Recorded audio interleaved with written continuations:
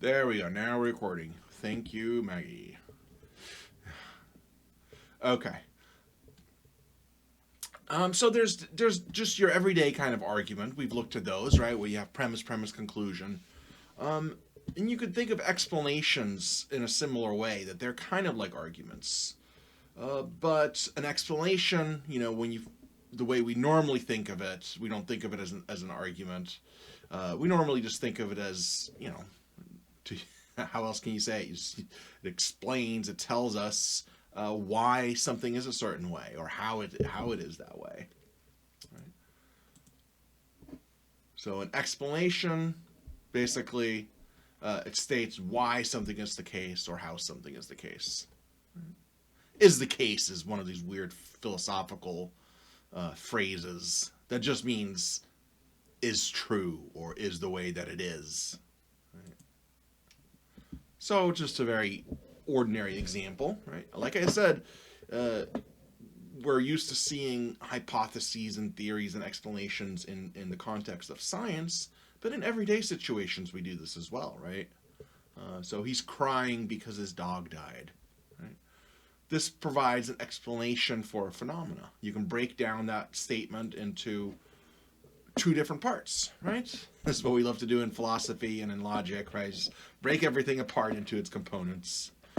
So in a simple little statement like he's crying because his dog died, um, you're pointing out the thing that you're trying to explain, right? What is the case? What is true? What is happening?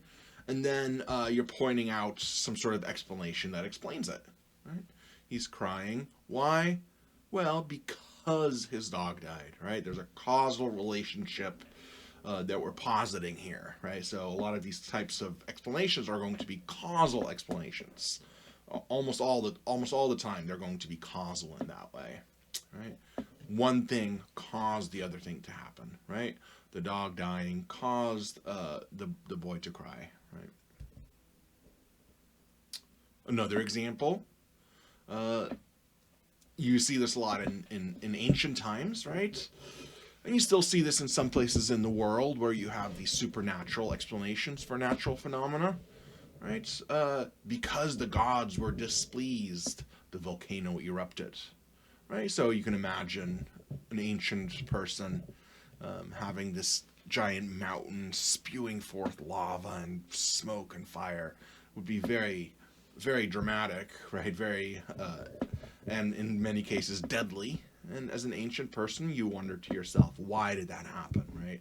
Especially because it affects so many human beings. So for a lot of people, it's a natural assumption to say, well, there must have been some sort of mind at play. It must have been some sort of intentional thing. Maybe it's these immaterial beings that we call gods. Now, I'm not saying it's a good explanation or a bad explanation. It's just another example of an explanation that people come up with for phenomena, right? So again, here's a phenomena that's happening. What is the case, right? The thing that needs to be explained. A volcano erupting. Why does that happen?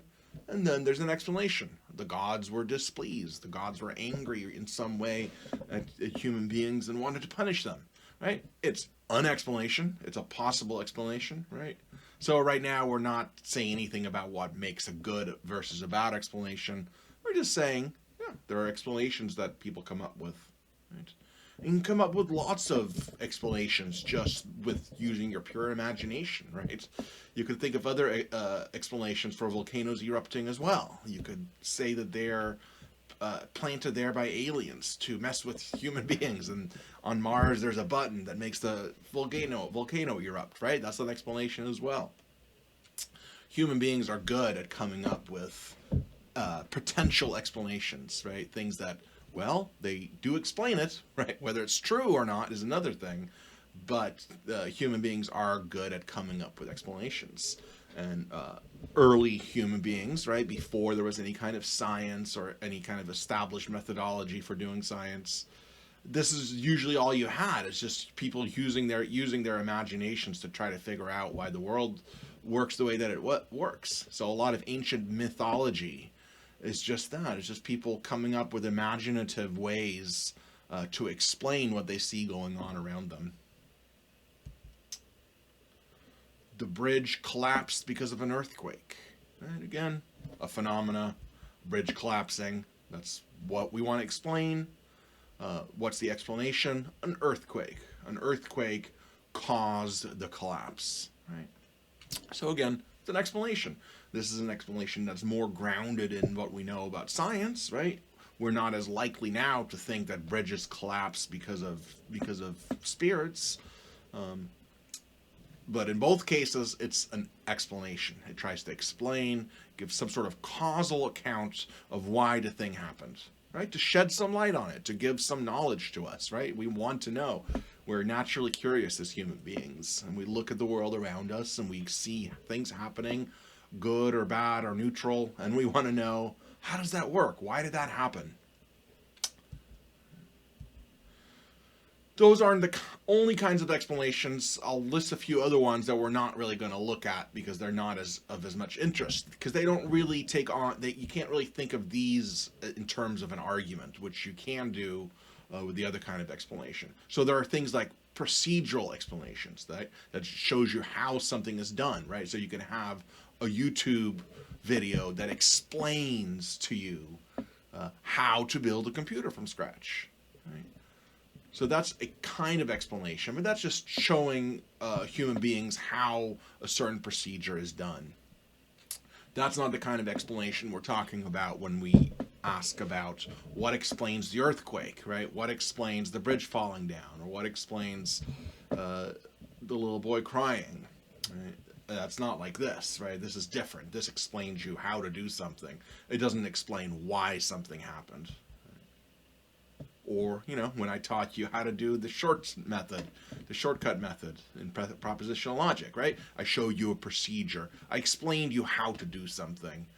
That's not the kind of explanation that we're really going to be interested in, right? I'm just giving you some other types of explanations so that you know what we are focusing on. Right? Interpretive explanations, right? When you explain, when you try to explain the meaning of words or sentences or events.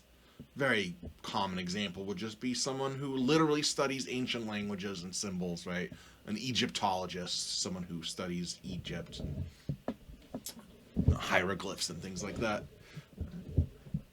An Egyptologist might give you an explanation as to what these symbols mean, right? But that's not the kind of explanation we're talking about either. And then there's functional explanations, right? Showing how something works. Mechanical engineer explains how engines work, for example. Right? Now, this is kind of close to some of the things that we would talk about when we're talking about explanations of a causal sort, right? Sometimes it'll be like that. And when you want to explain why, I don't know, why elephants walk the way that they do, right? Then you get into the physics of the elephant and what kind of skeleton it has and what kind of muscles it has and what kind of mass it has and that kind of thing. Yeah, so that's something kind of close, but it's not exactly the same thing, because this is mostly having to do with especially things that we already know how they work, right?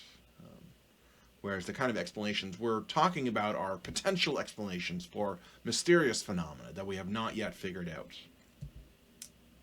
So what those are theoretical explanations, okay? So of these other three kinds of explanations, if you're not totally sure exactly what I meant by each of them, it's not a big deal. We're just saying, well, it's not those we're talking about exactly. We're talking about theoretical explanations.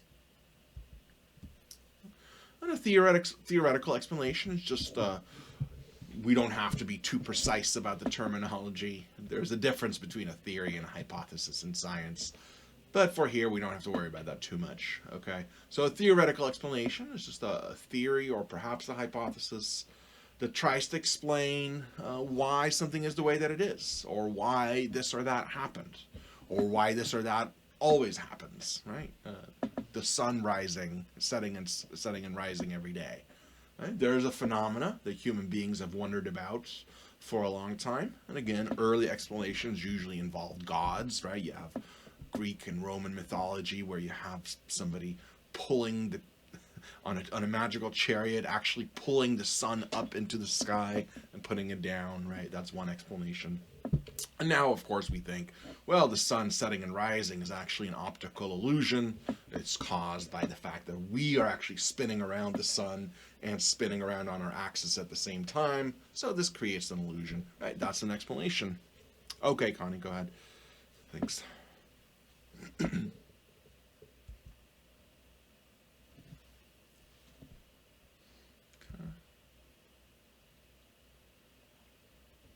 So the kind of thing you study in science, if you take a science class and you learn how the world works, right? How various phenomena work. These are theoretical explanations that scientists have come up with, right? They looked at a set of phenomena and then try to come up with some sort of explanation that best fits those phenomena. Okay? But there's more to it, and that's what we're going to look at. So these explanations, these theoretical explanations that we find in science, they're inductive arguments, basically. It's in almost all cases, it's logically possible that it's something else, right? So even with the best of our science, right, even though we now know that the Earth goes around the sun and all that, you could still say, well, it's logically possible that I'm being completely deceived about all that, right? It's logically possible that all my teachers have lied to me about this. These are all logical possibilities, right? But again, when it comes to science, that's not necessarily a bad thing. Strong inductive arguments are good enough to live by, right? To base our decisions on. And indeed we do. If you think about your everyday life, all the technology you rely on and all that, you're relying on human beings to do science and to be able to come up with explanations that are likely to be correct.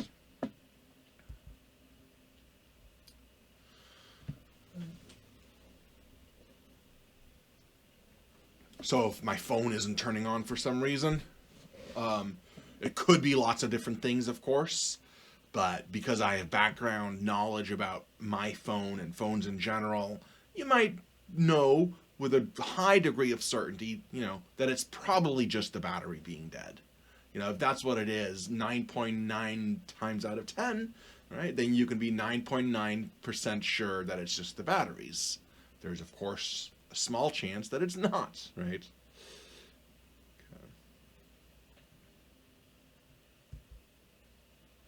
So it fits that general pattern, right? There's a thing that you need to explain, the phone not turning on, and then my theory, right, if we're going to use that word, is that the battery is dead. The battery causes the phone not to turn on. Pretty straightforward, right? So the thing to point out here is we rely on this kind of reasoning all the time. The fact that it's not deductive is not a bad thing. The fact that it's possible that you're wrong is not a bad thing. That's just life. Right? But it's very, you aim for the explanations that have the highest likelihood of being true. Right? It just makes sense. That's the rational thing to do.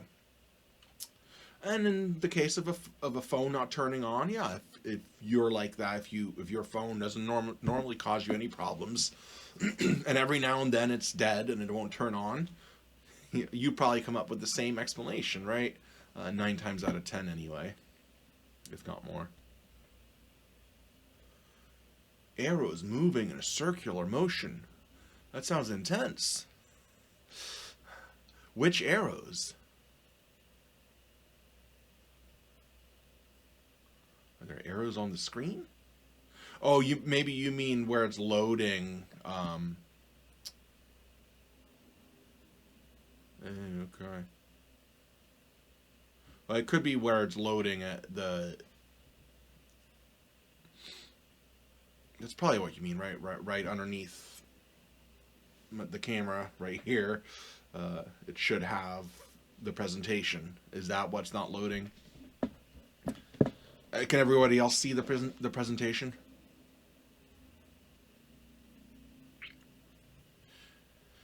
So other people can see it. Yeah, I don't know why it's not loading for you, Connie. That's annoying. Right. Yeah, I can see it. Other people can see it. I'm not sure why it won't work for you. It's got to be your computer somehow. Did you try just refreshing your screen instead of just logging all the way out just go up to the address and just click it again, just refresh it. That might help. Or maybe you have some cookie settings or something, or block settings. I don't know. Let's see. If you right click on it, sometimes you change a setting. That's possible. Right? What's the explanation here, right? That's what we're trying to figure out. We're trying to do exactly what I'm talking about. There's some sort of phenomena, right? Connie's screen is not loading correctly. And presumably there's some sort of explanation out there, right? That's what we're going for. Yeah, it's exactly the same. It's exactly what we're talking about. And so what do I go to first, right? It's just, well, of course, in a way, what we're really looking for is a solution, right? Even if we don't understand what it was. We're being practical here. We're being pragmatic, and we really only want to know what's going wrong in order to fix it. But if you had a theoretical kind of more abstract concern about just figuring out what is happening, this is what you do. But it would certainly help if we knew what was causing it. Then we could help to fix it. So you can actually put these, even though I started out distinguishing between arguments and explanations, you can actually put explanations into an argument format. It's pretty much always going to look like this. There's some phenomenon, right? Some thing happening, like circular arrows rather than the presentation, right? Something's happening. And that's all I mean by phenomenon, right? Just stuff happening. Something is happening. Maybe it's a complex set of phenomena. Maybe it's just one simple thing, but whatever it is, there's something happening. And somebody comes up with an explanation for it, right? And so that can be your second premise. It can simply be something like, well, the best explanation for that happening is this explanation I've got. Explanation E, right? Whatever it is. Just showing you the general format here. And then you can conclude that E is probably true then. Right? It's one of these things where if premise one and premise 2 are true, that makes it very likely that E is actually the correct explanation. Right? Makes it more likely than not, based on what we know. This is always relative to your background knowledge, right? When you say that something's the best explanation, it's always the best explanation in terms of what you already know or what you already think you know. So this gets quite complicated. And if we had more time, we'd get into that. And we might even get into Bayes' theorem, which allows you to model this all with actual math. Okay, I'm not going to make you do that. Someday I'm going to do that. I won't make you do that. Okay. But here, just notice that there's a general pattern, right?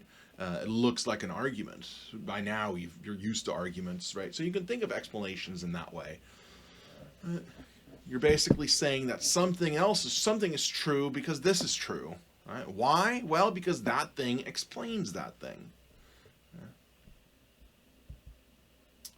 Or the other example where my phone is not turning on, right? That's the phenomena that I'm interested in. And then I can think something like, the best explanation for this is that my battery's dead. You conclude the battery's probably dead, right? And this sort of thing happens very quickly without even thinking about it, right?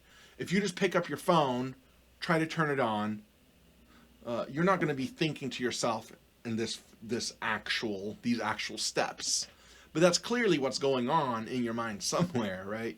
You're very quickly come to the conclusion that your phone is dead. Your phone battery is dead. Very quickly. Well, you're running through a causal explanation. You're running through an argument to the best explanation. That's basically what you're doing. And you're doing this all the time, in real life. And you're constantly coming up with theories about the nature of reality, right? Based on what you think best explains what you are noticing in reality.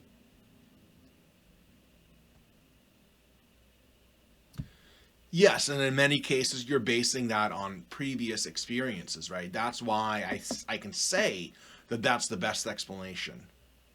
Oh, good, Connie. I'm glad it worked.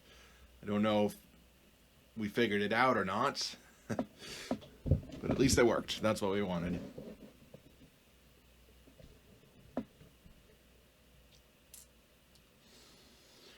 So yes, for the for premise number two, for any of these types of arguments, when you say that the best explanation for phenomena is this, you can't really assess the truth of that premise without knowing a lot of other stuff as well, right? So we already have the background knowledge that in most cases, a phone not turning on is just due to the battery. We just know this based on previous experience, right? So it's in that way, it's just like other inductive arguments that are based on the past, right? It's just that that's in that case, the inductive reasoning is supporting premise number two. Remember sub-arguments? Right? Sometimes you have an argument for a premise. So you might have something like that, right? So if you needed additional support for premise number two, I could simply point to what I think is probably a shared experience for most people listening. In most cases, hasn't it that been the explanation? Right? So that's one way of saying that an argument is strong, is if indeed statistically it's simply the most reasonable thing to conclude. About this one, right? You can fit court cases into this schema as well, right? So remember, premise number one just says what it is that's happening, the thing you're trying to explain, right? There's some phenomena or set of phenomena, and then the second premise tells you what the explanation is, and then the conclusion tells you that therefore the explanation is true, right? Or likely to be true. Well, what if the phenomena was a defendant was witnessed at the scene of the crime, their fingerprints were on the weapon, he had a motive, no alibi. Okay? And then you simply fill in that missing premise that says the best explanation for all that, for all those things, is that he's guilty, right? That's why this usually works. If you have a cumulative case like this, what else explains all these things together, right? You need some sort of really good alternative theory to explain all these things together. And in most cases, that's going to be really difficult, whereas he's guilty of the crime explains all these things very well. So then you conclude that the defendant is probably guilty. But again, you have to say probably, because it's possible that there is some explanation that actually explains all those things as well, right? So far, we have not really gotten into what distinguishes a good explanation from a bad explanation, right? I'm just giving you some of the general patterns, and I've hinted at a few things, right? That yes, of course, an argument from to the best explanation is going to be stronger if it's based on actual observation, right, that we all agree on already. But there's much more to it than that, and that's not always enough to decide.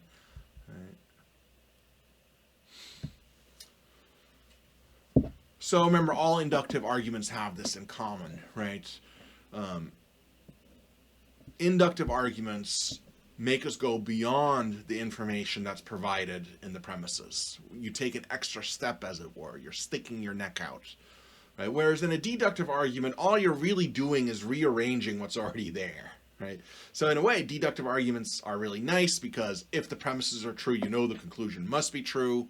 But at the same time, sometimes that can feel a little empty because all you're really doing is rehashing what's already in the premises.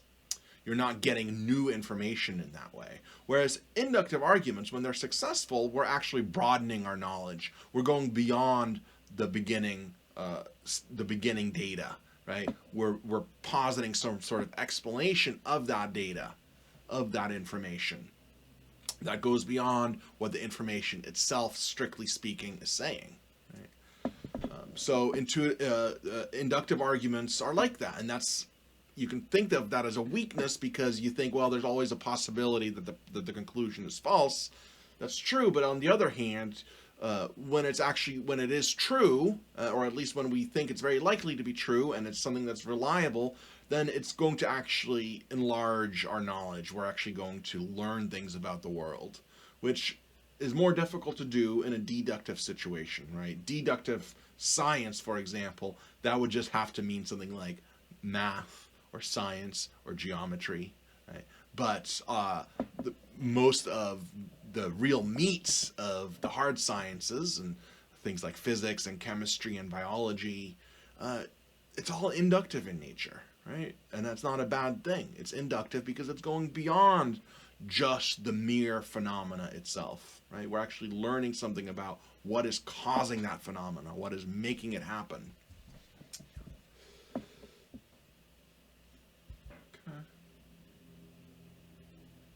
Okay.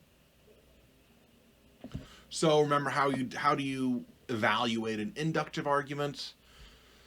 Well, you basically do the same thing as in a deductive argument, right? You see whether the premises are true or acceptable, and then you see how strongly they support the conclusion, right? So in an inductive argument, if the premises really strongly support the conclusion, right? If the premises are true and the conclusion is very likely to be true, then it's a strong argument. Probably true, exactly, yes, yeah, yeah.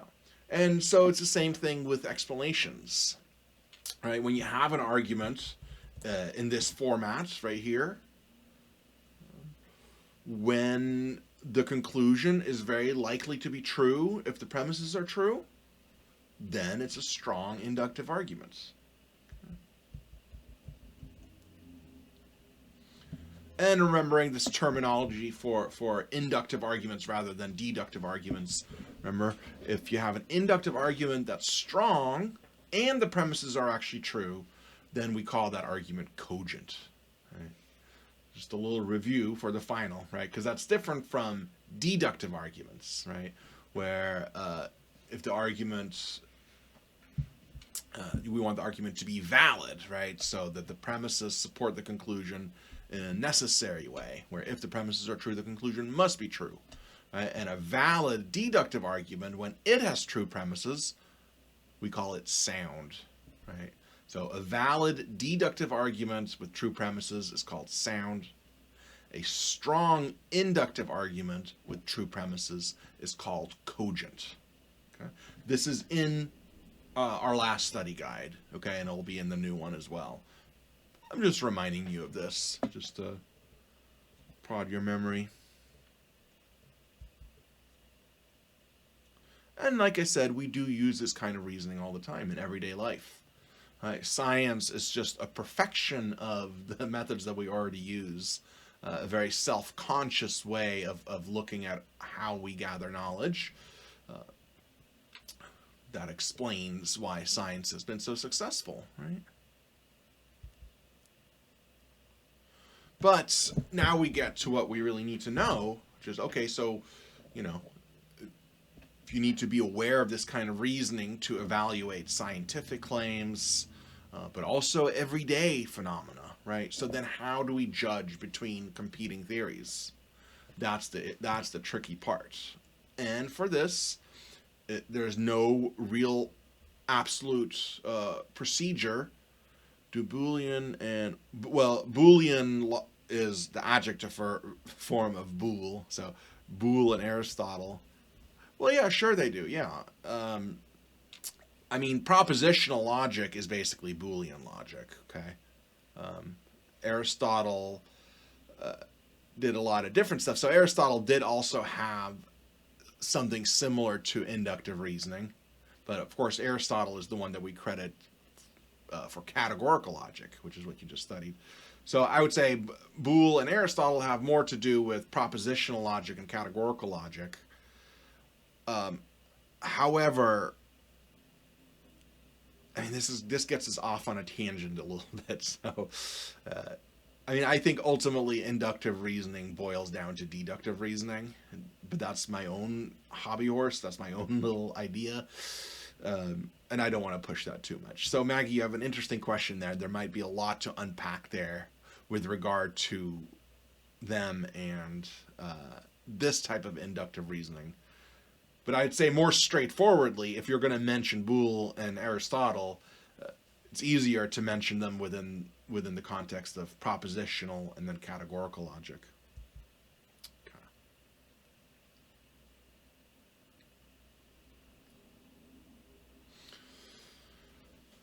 So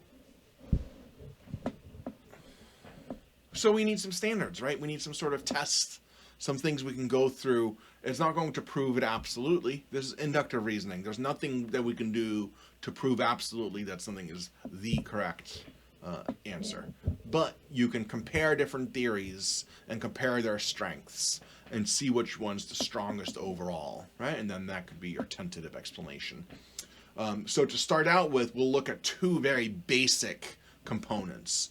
And these are so basic that it's hard to even find examples of theories where this goes wrong, because they're just usually so obvious. So both of my examples, unfortunately, involve a ghost, because that's the easiest way to explain these things.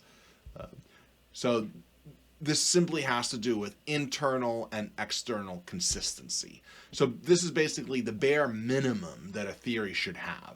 It's basically saying it shouldn't contradict itself, and it shouldn't contradict what we've already noticed about the world. That's all it's really saying. So it's pretty straightforward, really, and most theories can do that because intuitively we don't like inconsistencies.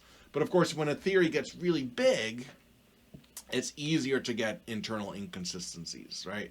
But I didn't want to deal with that, so I'm going to use this a simple test for it.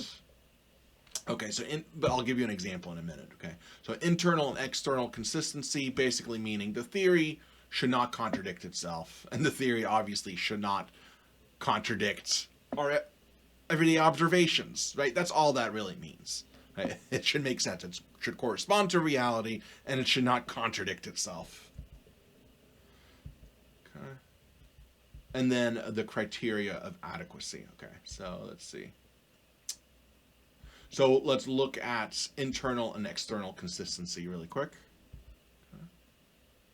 So internal consistency means a theory shouldn't contradict itself, right? When it sets forth an explanation, there shouldn't be anything in that explanation that is contradicting itself. You just cannot have that, right? So my example that I came up with, because I wanted to have a simple example, you might not like this example, or you might think it's not the best one, but sorry, it's an old one. Okay, here it is. Suppose that there's a puddle of water in the kitchen, right? I walk into my kitchen and there's a big puddle of water. And suppose I try to come up with a theory of why did this happen? Why is there water in the middle of the floor? It's weird, right? And I have a good imagination, so I think a ghost did it. A ghost knocked over our dog's water bowl. It's an explanation, right? It explains it, at least on the face of it. But then if you were to ask what a ghost is, many people will say a ghost is an immaterial, non-physical thing. Right? If that's the case, right? If we're really going to stress that ghosts are not physical beings, then it looks like there might be an internal inconsistency here. You can't knock something over. Knocking something over involves applying some sort of force with one physical object to another physical object. That's just what it means to knock something, right? That's just what it means to knock something over. A completely non-physical being, and non-physical means, right, exactly, it would go through it, but even if it just went through it, even then it would still be occupying space. And technically, that is still material, right? I mean, it's just like air. Air is not immaterial or non-physical, right? If you want to say that ghosts are like air, that's different. Then they're physical beings within the physical world, right? If you want to say that ghosts are completely immaterial, non-physical, sorry, they can't be knocking stuff over, right? Not because that's not physically possible. I mean, it's because it's not logically possible. It doesn't make sense for a thing that doesn't knock things over to knock things over, right? But for all that, you have to agree that the ordinary language analysis of knocking something actually has to involve a physical thing and another physical thing. I think it does, but so you might disagree with this example, but I think it's a pretty good example of what looks like internal inconsistency. The theory is postulating a knocking over of something, yet at the same time, part of the theory says that the thing that is knocking over is not something that's capable of knocking over, logically speaking. Because knocking something over, again, to me, simply means some physical thing hit another physical thing, and that physical thing fell. And it's not the best first explanation anyway, right? Of course not, yeah. You'd most likely go for something much more mundane first, yeah. But it's hard to come up with something that's easy to sort of understand and read and have something that's a contradiction, unless you make it look really stupid, which is possible, of course. But I could have said something else like the Earth goes around the sun because the sun wills the Earth to go around the sun, and yet the sun doesn't exist. Okay, really weird example of inconsistency, right? This is more of the kind of explanation people do provide sometimes, right? People do think things like, this physical thing happened, I'm not sure why, maybe it's some sort of thing that, this is why people don't really define what they mean by a ghost, right? So here I'm saying, well, if you really define a ghost as a non-physical thing, then no, it can't be knocking stuff over. That doesn't make any sense. But you might say, well, that's not what I mean by ghost, and then it's not a problem. Okay. External consistency, very similar, but I'll use another ghost example. I saw a weird human-like shape outside my window last night. The best explanation for this is that there was a ghost. Again, a ghost, an immaterial entity outside the window. So it was probably a ghost that I saw. Right. Now here it's slightly different, because here we're talking about the phenomena that we're explaining is seeing a shape. Right? Seeing visually a shape. Some sort of shape outside the window. That's the thing to be explained. Right? Some sort of shape that's obviously, if you're seeing it, it's occupying space and time right there in front of you. Okay. But again, if ghosts are truly immaterial, as they are sometimes said to be by definition, right, then obviously it can't actually reflect any photons or light waves to get back to your eyeballs. Right? So in that case, it would contradict the very thing that you're trying to explain. Right? It's externally inconsistent. Because what you're trying to explain is this phenomena of you seeing some spatially located figure, some spatially extended, right? It occupied a certain space in your visual field. If a ghost is immaterial, then it cannot be occupying a space in your visual field. Right? So this theory contradicts the very thing that you're trying to explain. Again, both of these examples only work if you insist that ghosts are completely immaterial and non-physical, right? If instead you thought ghosts are more like the wind or air, then this is different, right? But of course, if ghosts are like wind or air, they should be able to, we would have easily discovered them, right? Well, anyway, that's a whole other thing. But whether you agree or disagree with these examples, hopefully you get the basic idea. A theory should not contradict itself, and it should not contradict whatever it's trying to explain or other phenomena that we've observed. It should be consistent. In other words, consistent with itself, consistent with reality. Okay, so a very low bar to cross. Just be self-consistent and consistent with observations. That itself does not tell you that the theory is true, right? You could have consistent theories that are consistent with reality and with itself that are nevertheless not true or not likely, right? We've talked about the matrix example, right? In this class, especially in the intro to philosophy class, right? One explanation for everything you see is that you're in a matrix, right? Well, that seems to be internally and externally consistent, but is that a likely explanation? No, not really. So again, this is a bare minimum. It's necessary condition, but it's not a sufficient condition.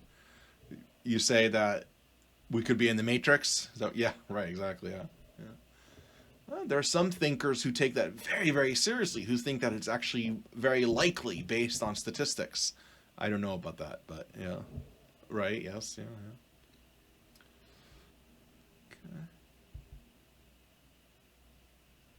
Okay, so there I'm just trying to explain that. Okay. Um,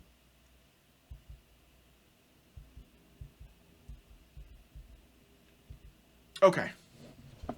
So this is what I just said, right? As I was rereading, I'm like, oh yeah, I just said all that, right? Um, Lots of theories, lots of explanations, hypotheses will pass this bare minimum requirement of being consistent logically, right? And consistent with the facts. Then you still have to narrow it down more. So what do you do then, right? How do you zero in on what's the best explanation? For example, again, my kitchen floor is wet, right? There's a puddle of water. And I could go through I could come up with a bunch of different explanations. You could probably do this too. If we're in class, we could have you come up with imaginative or boring explanations, right? What are some explanations? Maybe one of my kids spilled their drink. That's possible. A giant slug from outer space left behind some sort of slimy trail. It's possible, right? That would explain it. Or the dog got all crazy with the water bowl. Right? Just got too excited or put its paw on it or something and it all dumped over. Another explanation. It was the kids. Again, 9 times out of 10, right? Maybe you're hallucinating, right? That's sort of a Matrix type of scenario, right? Where the phenomena isn't even really there. You're just the one observing it, right? And maybe you're just hallucinating the wetness. Right? Yes. Yeah. Well, I mean, notice that it seems like a silly explanation because we're imagining a normal context. But let's suppose part of your background information is I took acid about an hour ago, and that wetness, that wet spot, seems to disappear and then come back. And every now and then it winks at me. Okay, then you might start thinking, I'm hallucinating the wetness, right? Yeah, so it depends on your background information, right? Yeah. So these are all possible explanations. Narrowing them down is going to involve a couple of different things. One of them, of course, being what do you know about the world in general? What do you know about your situation right now? Right? Then you get to narrow it down a little bit more. Yeah, you took a little too much. Or just the right amount, maybe. Depending on what you're going for.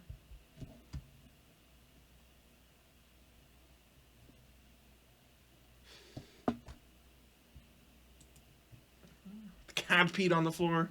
If you know, you probably can guess that I have kids, a dog, and a cat.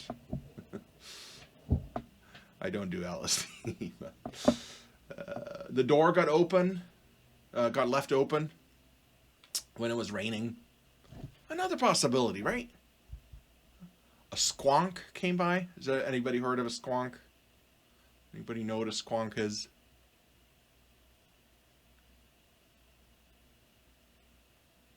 I'm just curious.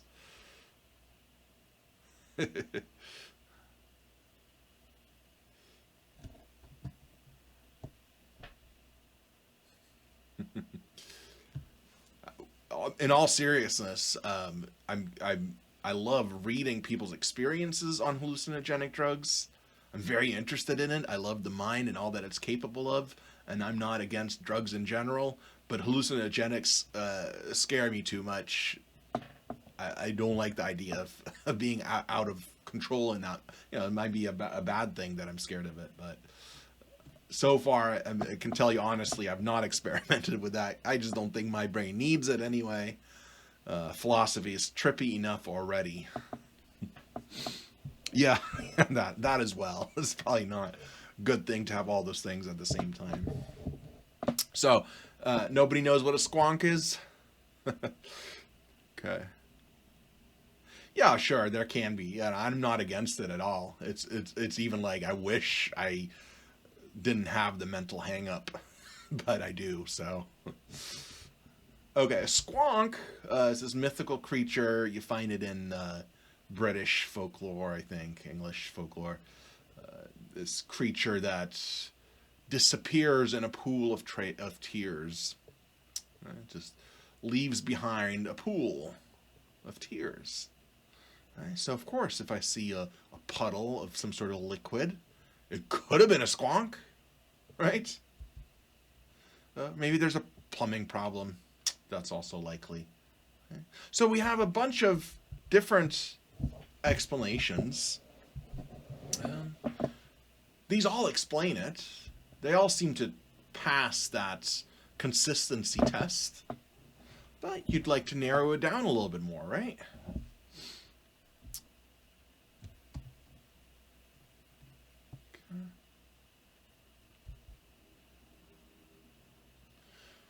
Well, for this, we can use this list of criteria, the criteria of adequacy. Okay? This only helps us, right? It maximizes our chances of getting the correct explanation. But because we are finite human beings who don't know everything, and because this is inductive reasoning, right? We won't ever know for complete sure, right? What the right theory is. Yeah. Yeah, I wonder about the ethics of that. Can an animal consent to having hallucinogenics? Yeah, I don't know. I don't think they can, right? Because they wouldn't know what it was. So unless there were a therapeutic reason for it, I don't know that that would be ethical. But it'd probably be very interesting to see. Right. Yeah. I mean, maybe it's not. Maybe they love it. You know, it's just that us not knowing and it not being able to actually choose might present some ethical concerns.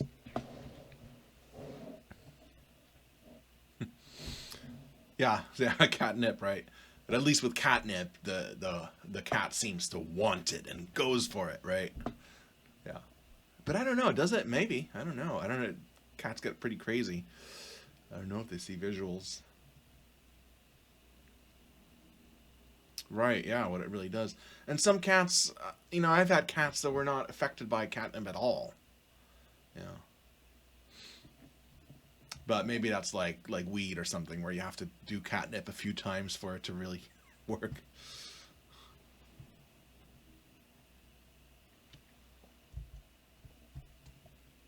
Kitty crack. Yeah.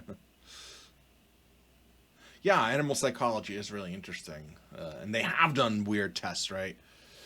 Yeah, the wrong strain. It needs more of an indica strain, perhaps. Yeah. Hey, it's fun. We're almost done. It's good to have some fun too. Yeah, they did these interesting studies with spiders, right? Where they give spiders different types of drugs so you can see what kind of web they spin on caffeine versus the kind of web they spin on acid versus the one they do on cannabis and so on. Yeah, there's some interesting stuff like that. With spiders, I'm not as concerned as with like a dog or something, right? Spiders are pretty simple creatures.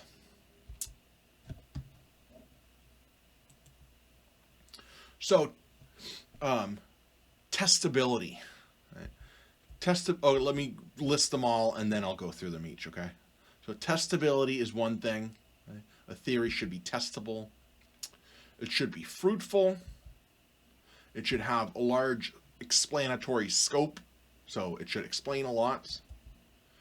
It should be simple to the extent that it's possible to be simple, right? So simplicity is basically Occam's razor, right? If you have two theories that both explain the same thing, but one of them is simpler and um, requires less guesses and things like that, then go with the simpler one. And then conservatism, which we'll get to that as well. So we'll go through each of these. Okay. So testability is really important. And sometimes you get testability as even being a criteria of meaningfulness, right? That a statement that is not testable in any potential way is not even meaningful, That's some philosophers have argued that, and some people have argued that. Right, that testability, it isn't just that it makes it a better theory than not, is that if a theory is not in any way testable, it's just sort of a nonsense theory, right? So the example that sometimes people talk about is, let's say that let's say it's not an explanation, let's say it's just a statement. I tell you that there's a dragon in the room with me right now. Obviously, you'll say, no, there's not. Right? We would see a dragon if there were one here. But then I say, yeah, but my dragon's invisible. Right? And you would think, okay, well, how do we know that it's there then? Can you put out your hand and touch its body?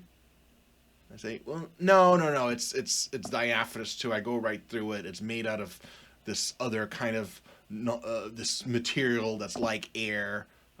But you go right through it. So the dragon's right here. You can't see it. You can't touch it, but it's there. So, well, how do you know it's there? Can you smell it? Can you do some other test? And I say, well, no, there's no test that can prove it to you. There's nothing that can prove it to you, but it's there. At that point, you might think, well, what is there to be a dragon, right? To even say that there's a dragon, you got to be saying something about what you are likely to experience in the vicinity of this thing, right? Why even call it a dragon, right? Does it have the shape of a dragon? Can it breathe fire? Yeah. There's nothing testable about the claim. And so you might even say that it's a nonsense claim. If I say that there's an invisible, non-physical dragon that you cannot observe in any way, have I really even said anything? Maybe you want to say, yeah, I said something, but it's unlikely to be true. But you might go even further. Well, yeah, that's the thing is it just a lie? Is it just something that's untrue? Now, this, you don't have to make up your mind about this. I'm just saying this is something philosophers have argued about, right? Is it just untrue what I said, or is it actually nonsense? Right? There's a difference. Something nonsense, yeah, but again, hallucinating, what am I hallucinating, right? Am I actually hallucinating that I see something there? If I'm saying, no, I don't see it either, right? I don't hear it, I don't feel it, but it's there. All I'm saying is I kind of get where someone would be coming from if they say that isn't just false, it's nonsense. You haven't really said anything, right? Yeah, it's like asking, like saying the number 13 is purple. Right? Is that even false? Right? Or is that just sort of a nonsense? You can't even understand what it would be like for it to be true or false. Right? That's sort of what we're getting to here, right? That meaningfulness is a matter of understanding what makes a sentence true or false. Yeah, purple is purple. Yeah, we call that a logical truth, right? An axiomatic truth or something like that. Yeah. You might say purple, you might say those type of statements, they're tautologies. People say tautologies are empty, right? Purple is purple might be meaningless, even though, but then again, it is technically true. Put that one to the side. Yeah, an interesting thing to think about as well.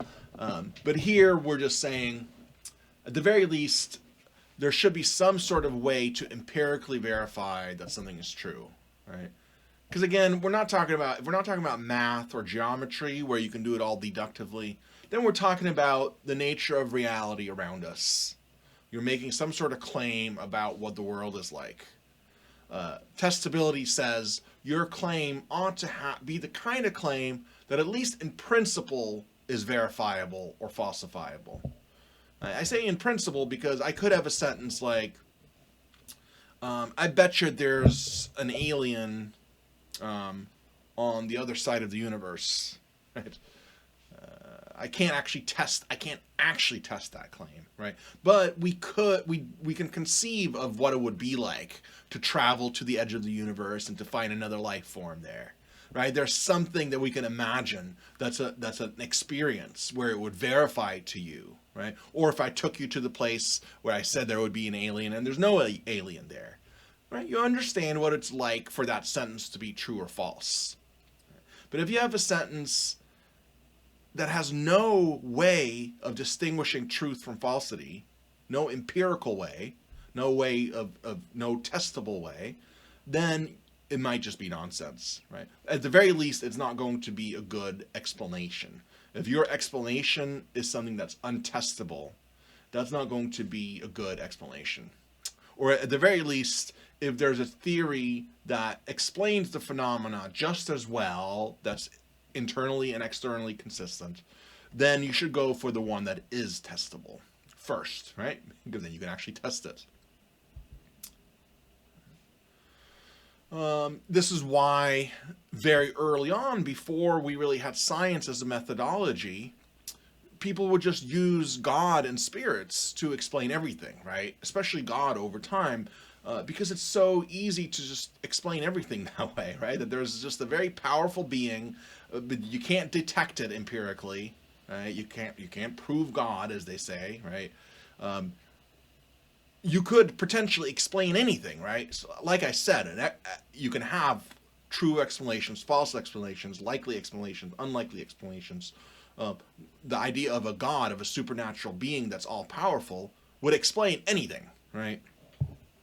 Yeah, psychological disorders, or even just bodily diseases, right? Even just a cold would be explained by spirits sometimes, right? Yes, yeah. So, and again, these demons and spirits and gods very often are said to be outside of the realm of testability, outside of the empirical realm, right? And so that means that if you use those things as an explanation, you can't actually test them, right? So that's a problem for. And again, this is all coming at it from a scientific point of view, right? These criteria that I'm using here are the criteria that science uses to try to discover causes. And what they tend to do is avoid untestable hypotheses, like an angel did it or a God did it. At the very least, if you have another explanation that does not require you to postulate untestable entities, then go with that one. Yes, yeah. But if it's really, if it really is undetectable, you never know that this being actually exists and is the actual cause of it. Right? You wouldn't know it because it's untestable. Right? So at the very least, it makes it unknowable. It could be much worse. It could be the case that if a claim is untestable, it's not even false. It's nonsense, right? That's possible as well. And for a theory to be testable, it should predict something other than just the specific phenomena it was meant to explain, right? Let me try to explain that, right? So imagine the squonk example.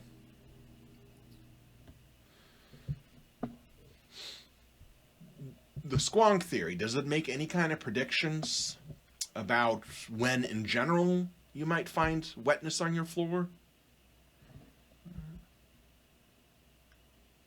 Yeah, just when it's been there, right? That's it, yeah. But then again, not any time that it's been there, right? So squonks don't always do that, right? So squonks apparently walk around for a while until they disappear into a pool of tears. So even a squonk might have visited your house without turning into a puddle, right? But just compare that to something like leaving the door open when it's raining, right? So imagine one scenario. Can you test your squonk theory? Can you use it for anything outside of your particular case where you found your little puddle? But can you generalize this? Can you now make a prediction? Well, no, because we can't find those squonks anywhere, right? We can't test it. Whereas leaving the door open when it's raining, right? Anyone can test that, right? Leave the door wide open when it's a windy, rainy day.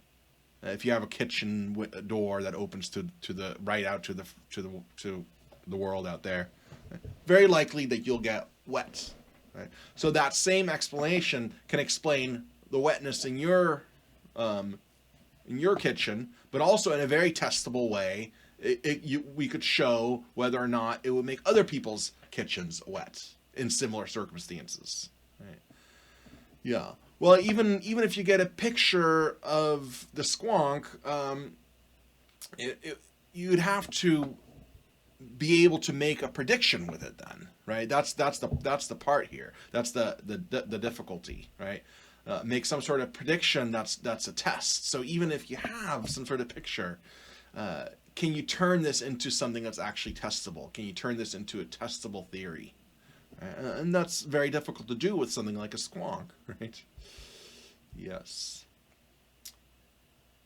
Okay, so testability is important. And again, all you really have to think of is in theory testability, right? Potentially testable. In principle testable. Again, because certain things we can't test right now, right? We have certain technological limitations. But there are things that we could test at some point, right? So again, we could conceive of a time when we can travel to other galaxies to see if there's alien life forms there. Right now, my claim that if I were to say that there's a galaxy over there that has intelligent life on it, we can't test it right now, but it's not in theory untestable, right? So it's not a nonsense kind of statement. It's not the same as there's an invisible dragon in the room that we have no empirical access to ever, right? That's a different kind of a thing. Yeah, so testability is important. And testability it's going to involve some sort of empirical, right? Do you know what empirical means, right? It means through your senses. How do you learn about the world around you? Well, primarily through your senses, right? You look with your eyes, you get visual inputs, you get auditory inputs. For a theory to be testable, it means that in principle there would be some way that with your sensory apparatus, with your senses, you could show that the theory is true or false. Right? There's some way to test it, some way to put it into practice to see whether or not the predictions that it makes come true in a consistent way. If it does not do that, then it fails this testability criterion, and that's really bad for a theory. Okay.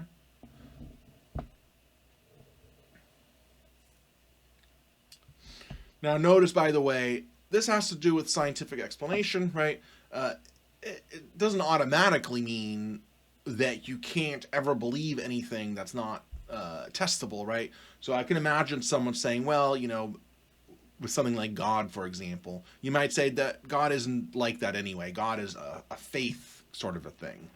God isn't something that I've reasoned my way towards, that God must exist because of this and this and this. It might not be like that for you, right? So that might not be a problem at all. If you're happy with just a faith position, then this is not much of a problem. Yeah, empirically means that it can be scientifically tested, exactly, but that's done through the senses, right?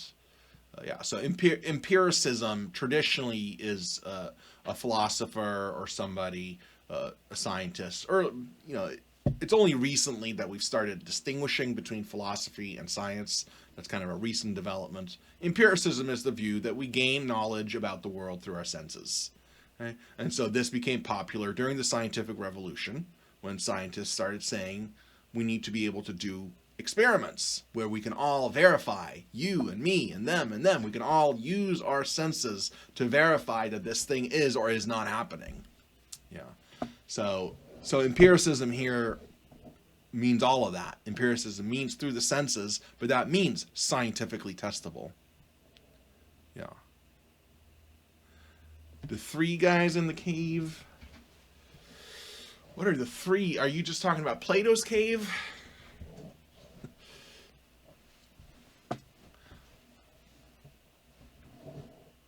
Okay. Yeah, well, in a way, maybe, Maggie. I think we can make that connection, because usually you can make connections in philosophy. But course, Plato, when he was talking about the cave, he thought what we get through our senses, that is the cave, right? What we get through sensory information, that's just shadows on a wall. Plato was not an empiricist. Plato was a rationalist. So Plato was not an empiricist. He was not into science. He thought you could apprehend truths about the nature of reality just by thinking. Yes. Yeah, exactly. So it is relevant here, but Plato, when he talks about the allegory of the cave, is actually not an empiricist. Right? Yeah. But this is very early on, right? This is well before the scientific revolution. Yeah. Yeah, so empirical means verifiable through the senses, and that by extension that's become part of the methodology of science, right? Now remember, science also uses lots of deductive reasoning within it, right? Because science relies on mathematical formulas. Those mathematical formulas are all deductively arrived at, right? Using deductive reasoning. The inductive part is where you start using those formulas and trying to apply them to the world out there. But you can only do that by interacting with the world around you through your sensory apparatus, right? Through your eyes, your ears, and so on. That's what scientists do. And if something is not empirically testable, then it's just not scientific. It's not a scientific theory, right? Okay. Fruitfulness is important. Good theories are fruitful. They make predictions that we kind of didn't expect even, right? But then when we test them and they end up being true, right? That's a good thing. So the famous example for this is Einstein's theory of relativity was like this, okay? So Einstein's theory of relativity was trying to explain a bunch of different phenomena out there in the world, right, that could not be explained by Newton's mechanics alone, right? Remember Newton, Isaac Newton, really had this whole system in place that explained a whole lot about the world around us, but not quite enough. And Einstein came up with relativity, just to augment this vision of the world, to make it more broad and explain more and more of the things that we were noticing. Right? So relativity didn't really disprove Newton. It absorbed it into a bigger system, right? Sometimes people don't realize that about the history of science. It's not usually that this idea comes along and completely dislodges this idea. It's very often tends to be, well, I can explain why this is right? So Einstein basically, in his theory of relativity, showed why Newton was right, but also how we can explain even more than what Newton explained. So one of the things that it says is that light, according to this model that Einstein came up with, light would actually curve when it passes by very large objects in space. Because in the theory, space is curved around large objects because of gravity. It's very complicated. I don't understand it all, okay? But that's what the theory says. It says that light traveling close to large objects in space will curve. So light, we always thought, was just a straight thing, but no, light can actually get affected by the curvature of space around large objects. That's all just Einstein working with what he's got. That's just Einstein working with Newton and then all the other stuff that he's trying to explain. But once he had this theory, he was able to make a novel prediction with it, right? Because other theories always said that light travels in a straight line. Now this theory has light traveling in a not straight line as long as it's close to a heavy object. And that's actually a testable claim. We can actually test this part of Einstein's theory, but it's a result of his overall theory that we didn't expect, right? He didn't expect that. He didn't know that he was going to come up with that. And so then they were actually able to show that it was true during an eclipse. they were able to show that the pattern, I can't explain it all, but the pattern of light basically, if light were to go on a straight line no matter what, you would have seen this, you would have seen X, or if Einstein is right, we would observe Y, we would observe something different. And before Einstein, we never would have expected Y. We would have expected X. That's just what everybody thought. But instead, when they tested it, Y was actually the result. Einstein actually predicted what they would see when you would look at this light during an eclipse correctly. Even though his theory was not even made to explain that or to predict that, right? His theory was made to explain everything, basically, right? All of quantum mechanics and more. But because it's such a robust and good theory, it is so fruitful that it makes these other predictions that we hadn't even thought about. And we could think, okay, well, if Einstein is right, then when we observe this eclipse, we should see this instead of this, even though we're expecting that. If Einstein's right, we'll actually see something else. And when they looked, they saw the something else, right? So this is a good example of a theory being fruitful. It doesn't just explain what it originally meant to explain. It explains even more than that. It can make a prediction that we can really test. That was unexpected, right? A novel theory, basically. Okay, so fruitfulness is another one of these criteria that you're looking for. And again, it's a matter of when you're comparing different explanations, right? Maybe an explanation is not all that fruitful, right? But if it's the best one you have based on the other criteria, you can still go with it, right? So especially in an everyday context, in science, it's going to have to be a lot more rigorous. But for you to actually be able to apply this in everyday context, just remember this, right? It's just one of the criteria, fruitfulness, okay? So it's basically, you only have to think about it if you have two theories, let's say, that are really close, that are both really good, but one is more fruitful than the other. One of them makes predictions that you can test. Then that one's going to be preferable.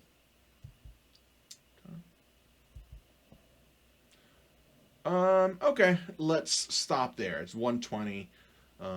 I don't think I could finish this scope in 4 minutes. So let's finish the rest of this on Thursday. We're done for now. So let me just go back really quick, just so you have it in your head, right?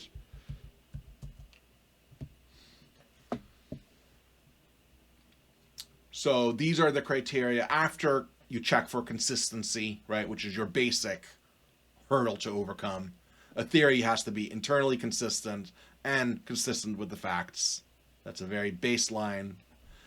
After that, if you're still comparing different theories, you want to look at these criteria, right?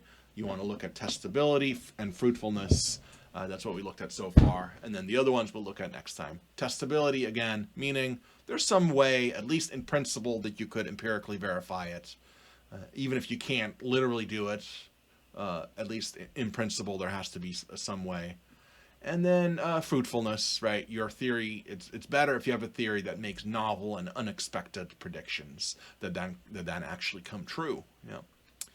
Yeah, we are almost there. It went fast and slow.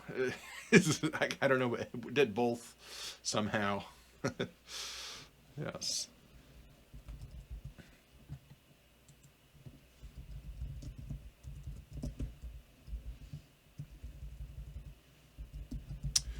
Yes, under causal reasoning, yes.